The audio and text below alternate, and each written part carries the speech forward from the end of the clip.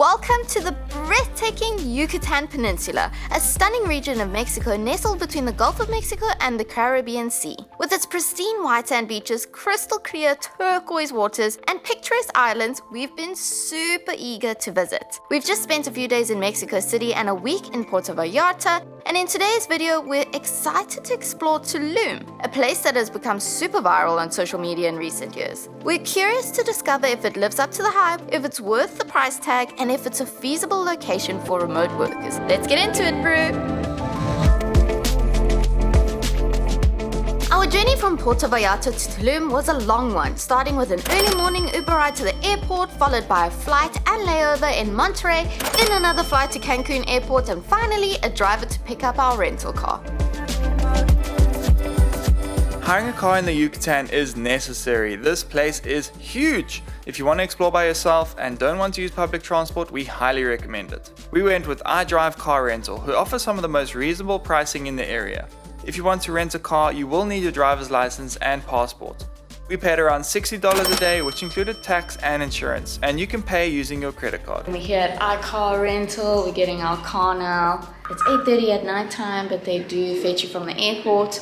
All you need to do is contact him through WhatsApp. It's a small little business here in Cancun, and we're all about supporting small businesses. This is going to be the ultimate test of driving, I'm telling you. First time driving in Mexico. First time driving on the left hand of the car. First time driving on the right hand side of the road. Are we gonna die? I don't know. Turn left. Thank you. Turn right. Gosh, wish us luck. Okay, we just put in some gas, $20, got us like half a tank, so not bad. Luckily they have fuel attendants here like they do in South Africa. We were wondering, oh my goodness, we've never done this before. Hopefully we don't have to put the gas in.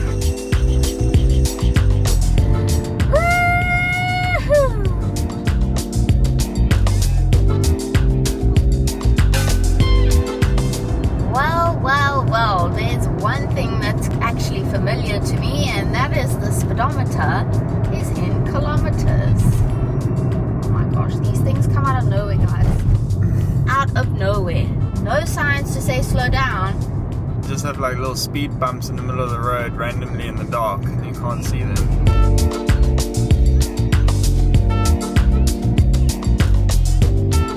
Feels like we are in a damn desert because the road is basically like a dirt road and there's trenches everywhere. There's a man wearing pants that are broken and you can see his ass. Looks about right. Welcome to Tulum. Alright, we made it. Guys, I got us here alive. The reason Claire's driving is because I do have a license back home, but I've got a temporary one because it's a long story, but the machine is broken and I can't get a new license, so I can't apply for the international driving license right now.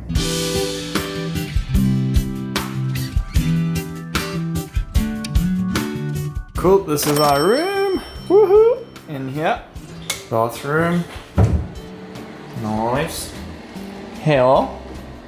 And then there's a beautiful working area here with a sofa and a big TV and nice kitchen. And then Alexa and Nate, our friends, in there. Yo. Check it out. Sure? Yeah. I'll just show the room. Nice big king bed and another bathroom in here. And a king and queen in there. Yeah, and there's a king and queen that just got married in there. We are hungry. It's 11:30 at night and we are gonna go find some food.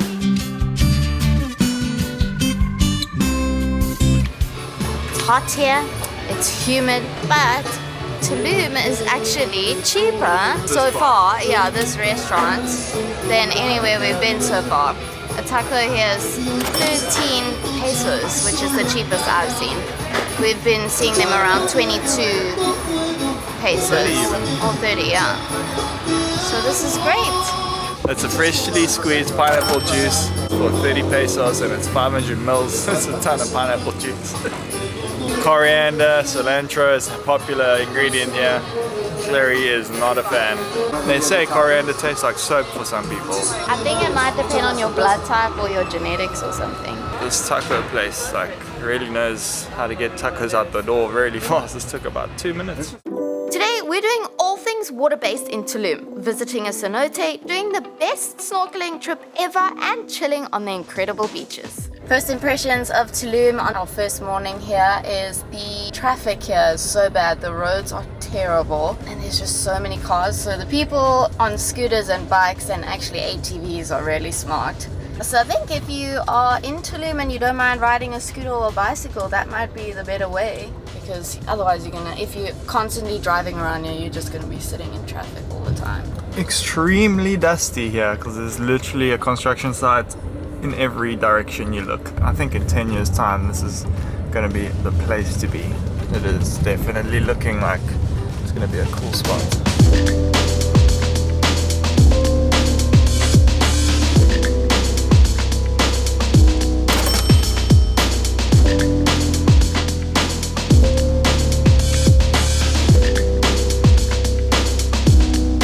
Grabbed a quick breakfast at the restaurant here. It was around 120 pesos per person. Really good food, just very loud and very dusty.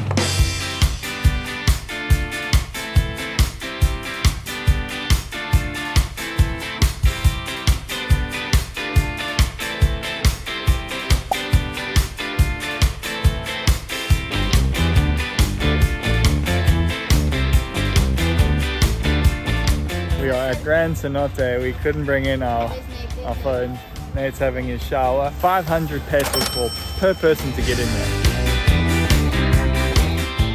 Sunbathing area is pretty cool there on the grass. I believe we get goggles or masks per person included in the price. Cenotes are unique geological formations that are found in the Yucatan Peninsula. These natural sinkholes are created when limestone bedrock collapses, exposing crystal clear freshwater pools that are often interconnected by underground rivers. Cenotes were regarded as sacred sites by the ancient Mayans, who used them for drinking water, irrigation, and even sacrificial offerings. Today, cenotes are popular tourist attractions where you can swim, snorkel, and explore the stunning underground cave systems. You'll need to have a quick shower to remove sun cream and put on a life jacket. They are very strict here. The water was pretty chilly, but so clear it was almost hard to believe. Grand Cenote was filled with cute little turtles, which was an added bonus. We had a lot of fun at this one, and it's definitely one of the more popular cenotes because it was quite busy. It's illegally using the camera and he's going to get us arrested in Mexico, but that was fun in the Cenote. I think I sprained my toe though. What a great summary. Now to put it back. Put it away.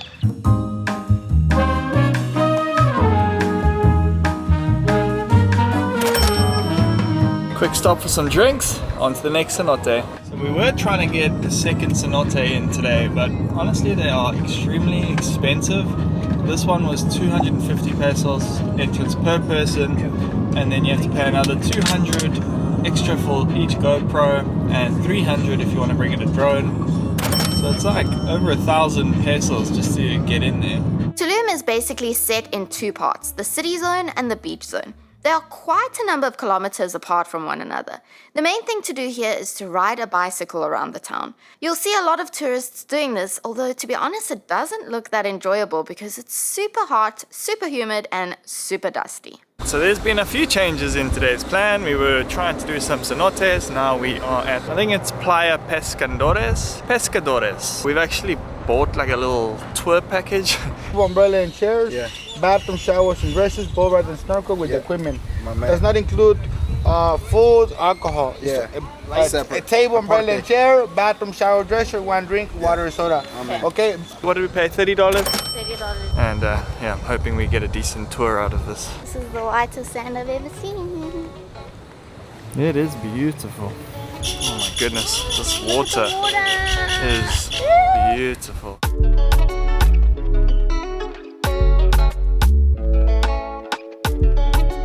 Sargassum algae has been washing up on the shores of Mexico in recent years due to a combination of factors, including ocean currents, changes in water temperature, increased nutrient pollution from coastal areas, and agricultural practices. This was our first time seeing it here in Tulum, and we don't think it was that bad. However, you will see in our later videos that it does get quite bad in Cancun and Playa del Carmen. Welcome, my name is Jairo. I'm the captain of this boat. Okay? While on this boat, we couldn't help but admire the stunning beauty of the area. The water was so clear and the beaches were the whitest we had ever seen. Tulum is home to some of the most breathtaking Mayan ruins in the world. This site was once a thriving port city and played an important role in the region's trade and commerce. this site still features a natural inlet where the Mayans would dock their canoes and trade goods. It offers a fascinating glimpse into Mayan life and culture. I always carry my motion sickness tablets with me everywhere. Because you never know when you're going to be on a boat. That's true, eh? Really good thinking. Time to go and do a little bit of snorkeling at the second longest reef in the world. How cool is that? Really? Yeah. Really. The Tulum coastline is located adjacent to the Mesoamerican Barrier Reef system, which is the second longest barrier reef in the world after the Great Barrier Reef in Australia. This reef stretches 1,000 kilometers along the coastlines of Mexico, Belize, Guatemala, and Honduras, and is home to a diverse array of marine life, including sea turtles, sharks, and colorful tropical fish. Alright, so within the $30 we get our flippers and snorkel stuff. Jackets are mandatory for everybody snorkeling. This was the most incredible snorkeling experience of our lives. Just look at this clip with 7 turtles, countless stingrays, tropical fish, and even a pelican. Unbelievable. As you can see from this footage, the water clarity was so good and it wasn't even a sunny day. We cannot imagine what it looks like when the water is blue and the sun is shining. Wow.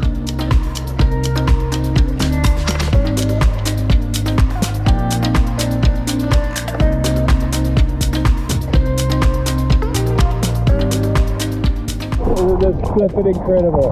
You turn around, there's a turtle underneath you. You go the other way, there's a stingray in the next corner. It's absolutely insane. The reef is amazing and alive. The water's blue and warm. This is the best thing we've done. We were so close. I'm pretty sure you're not supposed to be this close to stingrays.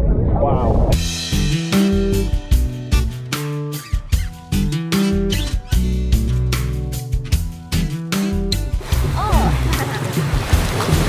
That was so good. Land ho!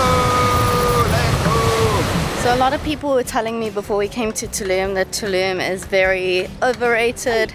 It's not worth even coming here. But to be honest, the beach alone here and the snorkeling was enough reason to come here. We've snorkeled in quite a lot of places in the world and we haven't had snorkeling like that. The water was the bluest I've ever seen. Probably not ever in the world, but that was just totally worth it. And the beach is so white, it's so clean, there's no litter. The only thing is the sargassum or whatever it is, the plant that washes up, but that's Mother Nature, that's not litter, you know. But let's continue going around Tulum and I'll give you an update and my opinion further on. Turns out that this beach is actually part of the national park. No wonder it's so beautiful. Alexa, out of 5, what do you give the snorkeling today? 6 out of 5. 6 out of 5! I get a 5 out of 5. Nate? 5 out of 5. It got a 5 out of 5 from me, for sure. I liked it because they didn't rush us at all. That was like the longest snorkeling trip we've ever had. And he just kept on taking us more and more. I'm like, this guy can swim for years. He even took us like close to the reef and he kept saying, ma'am, come, follow me. Taking me to the turtles and the stingrays and the birds. Oh, it was just awesome. And I'm pretty sure we saw a blobfish. Yeah, the little blowfish. Yeah. I saw that. Did you see it? Yep. It was incredible. Well worth the $30. I can highly recommend Happy Tours. If you can get hold of them, try to get the price down to about $30 per person. We got Nature as the master hustler. So we were lucky.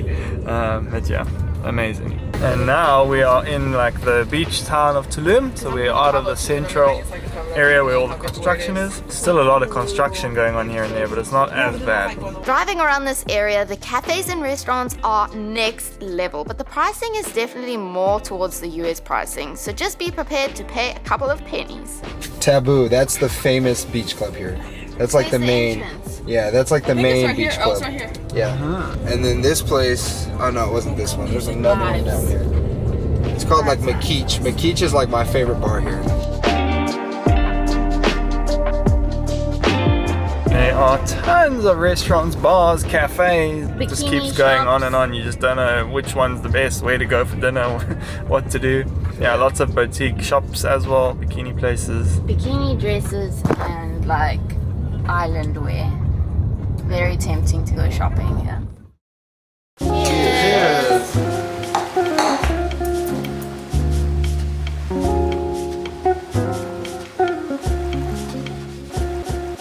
Time to check out Tulum town. Lots of vibe going on here, lots of restaurants, places to choose from. Italians, tacos, beef grills, hello. Just finding somewhere to eat right now. It looks like the girls are deciding tonight and it's Bacaro, an Italian restaurant for dinner tonight. She just tried a bit of mezcal, it's currently similar to a tequila. It is actually better than tequila. Yeah. It was just, it made me hot.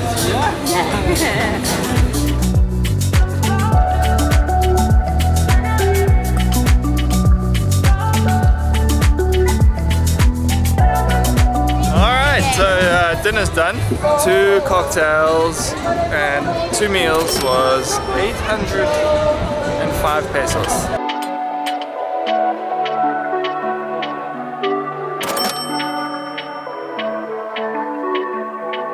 Okay, so thoughts on Tulum main strip here in the main town. There's police everywhere. It's kind of eerie. There have been shootouts here in Tulum, so that's a little scary because of the drug issues, but otherwise everything is fun, everything's open, but do know it is pretty expensive, and apparently we're not even in the most expensive part. The beach part is like super expensive. After all the incredible adventuring yesterday, we had some work to get done, so we set out looking for a cafe with good breakfast and a solid Wi-Fi connection. This proved to be a lot harder than we expected, with so much of the area being under construction at the time. It is really a place that is developing at a rapid rate, but is not quite ready yet for the digital nomad scene. With all that being said, I really like the vibe in Tulum.